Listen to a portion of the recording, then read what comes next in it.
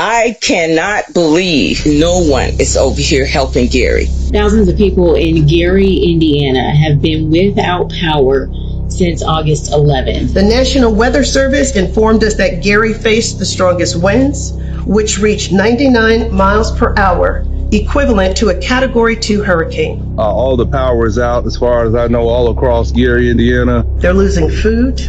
Homes are getting warmer. They do not have money, and some of the cards aren't even working. I ran into some ladies that had children, and my heart broke.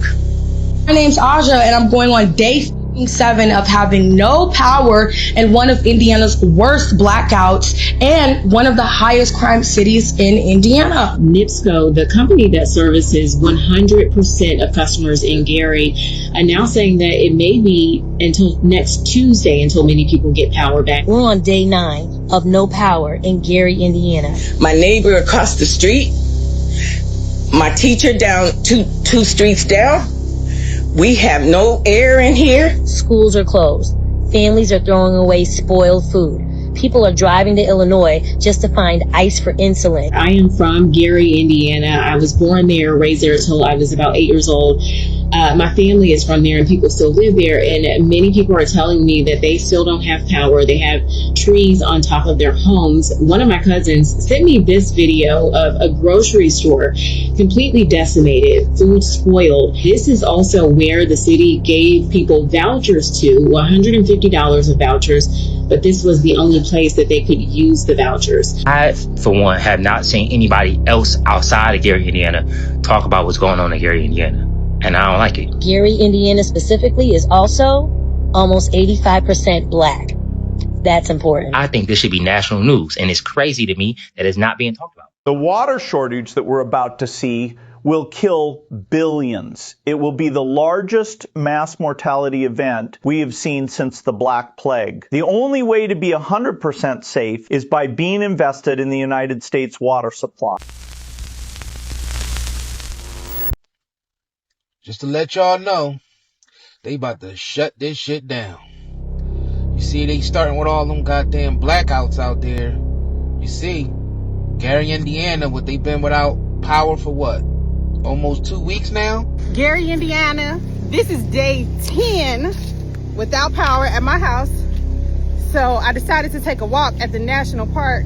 I have to say something because what's happening right now in Northwest Indiana is so diabolical. Northwest Indiana has been without power for 7 days. If you don't know how Northwest Indiana works, they only have one power company. It's called NIPSCO. NIPSCO moves however NIPSCO wants to move. There are 3 cities that are in Northwest Indiana that are predominantly black and Latino, and the way that they are doing this, people, it's so wrong. They put up this list and timeline of when they're going to have power restored for all of these white cities. But there's no Hammond, there's no East Chicago, there's no Gary, Indiana, which is predominantly a black city. Now, all of these neighborhoods have been without power for 7 days. I'm from this area and they are being robbed. There are people that are trying to break into other people's house to steal their generators. They don't have any food. They don't have any AC. You got some places in Arizona, this was their plan all along.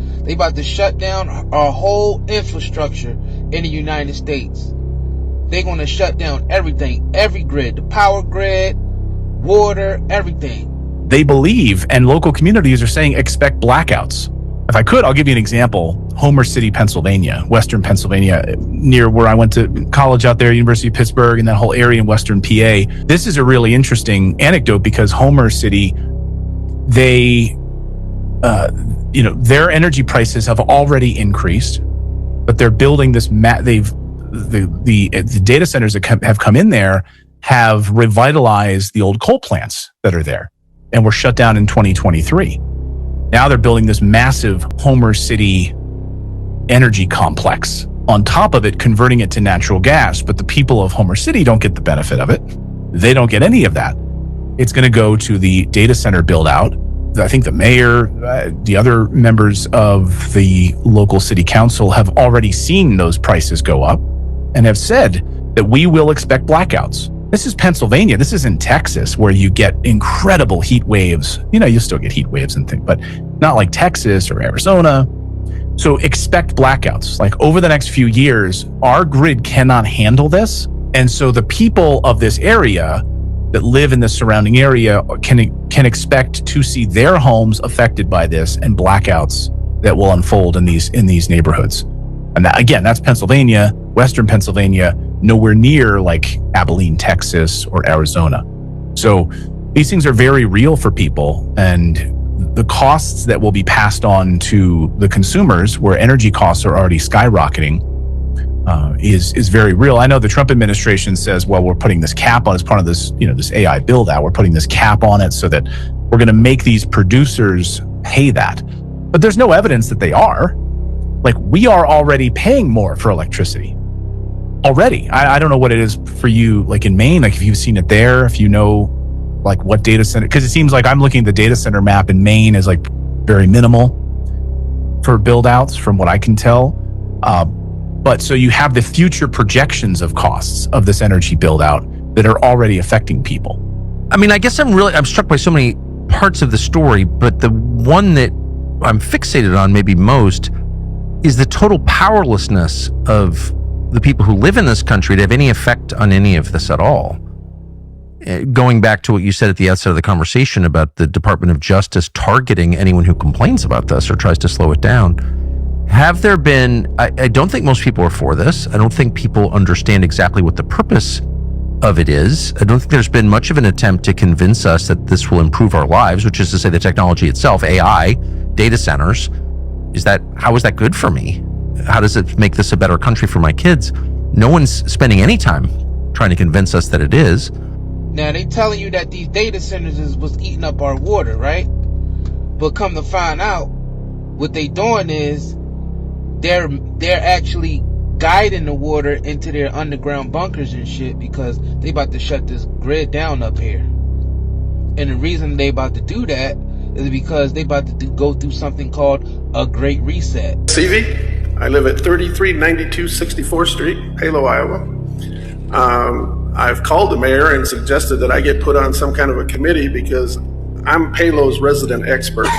I build data centers, I own data centers, I built the first private data center in the state of Iowa, and everything that Google is telling you is BS. I have a data center right now that's running in Hiawatha, and I have been there 14 years and have never used 1 gallon of water. What Google isn't telling you is they don't want to use the technology because it costs more. They're going to burn through the water, and when it's done, and they don't care. Then they'll put the money in. And so I can guarantee you, if you guys want to start a committee, I'll volunteer because I'm the expert. I build them. I'm working on one right now. I'm working on one in Milwaukee. I live here, and if I told you on the phone, I called you and talked to you, and I said, you should really let me help you. I never heard anything back. And I warned you, I said, my well goes dry. I'm coming after you because I know what's going on. And you can't do this. You guys have to say no water. They don't have to have it. I mean, to give you an idea, you people, how many people in here have heard of Unity Point Health? Okay, all right. I have 100% of their IT in my data center, and I've never used a gallon of water. And I'm the most efficient data center in the world. So this is all crap, and you guys don't want to listen. In fact, I called you and said, maybe we should talk. Never heard back from you. So if you guys want to put a committee together, you can call me. I'll tell you the truth, and I can explain everything to you how this works, because they're lying to you. Big time. There's absolutely no reason to use a gallon of water. And the same thing on the efficiency of the electricity. They're doing the cheapest way they can. All they want to do is get the gravy, and when it turns to shit, they're gone. Google is not our friend. So anybody wants to talk to me, I'll sit over here afterwards, and I'll explain it to you. So if you would like, I would be more than happy to be on your committee to work on this, because I am the expert. I build them. I know. Thanks.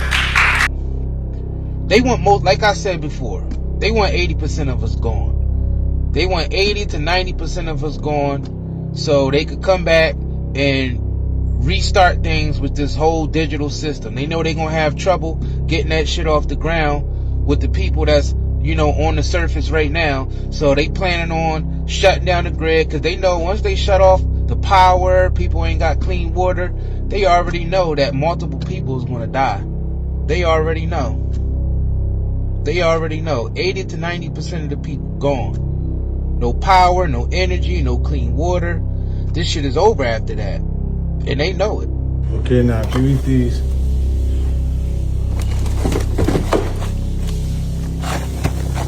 They got a recall because there might be glass in them. So you gotta throw them out. Yeah.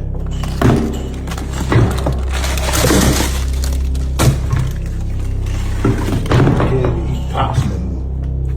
What the I mean, look at all the recalls on the food. They already poisoned most of the food in the United States. Majority of the food is poison. And now the blueberry recall has been upgraded to a class 1, the most dangerous level. And listen, if you eat these contaminated blueberries, there is a very real chance that you could develop kidney failure. I'm going to explain. I'm Dr. Frida. I'm a board certified kidney and high blood pressure doctor. I'm going to talk to you about the blueberry recall, which ones to avoid, which states are affected. I'll talk to you about the bacterium responsible for the recall, E. coli 0145, the signs and symptoms, and the complications, including kidney failure. So as of July 2026, there was a recall of the Publix frozen whole organic Greenwise blueberries, as well as the organic frozen mixed berries. Here, take a screenshot of these UPC codes. It's the 10-ounce blueberry bags and the 48-ounce frozen blueberry bags, as well as the 10-ounce frozen whole mixed berries and the 48-ounce bags. The best buy dates are up to February 9th, 2028. The reason for this recall is due to suspected contamination of the bacterium E. coli 0145. This E. coli is a big deal. So it's normal to have E. coli in the intestines as a part of the flora, but certain E. coli can be pathogenic, meaning they can be dangerous to you. E. coli 0145 is one. If you ingest this bacterium, you can develop symptoms like abdominal pain, cramps, diarrhea, specifically bloody diarrhea. Those symptoms usually kick in anywhere between 2 to 8 days, and they might last for like a week. In some patients, as those symptoms end, that's when some of the real nightmares begin, specifically a syndrome, HUS, hemolytic uremic syndrome. In this syndrome, patients can develop not only bloody diarrhea, they can also develop outright kidney failure, high blood pressure, CKD. Their kidneys can fail and they can be on dialysis. Patients most at risk for hemolytic uremic syndrome are immunocompromised patients and children, particularly children under the age of 5. During my MedPeds residency at Georgetown, I took care of young children who were on dialysis due to hemolytic uremic syndrome. It's real. The states affected by this recall include Alabama, Florida, Georgia, Kentucky, North Carolina, South Carolina, Tennessee, and Virginia. If you have any of the Greenwise blueberries or whole mixed berries, make sure that you throw them away or take them back to the store for a refund. And if you suspect that you have eaten some of the contaminated berries, certainly if you have any of the symptoms I described, contact your doctor immediately.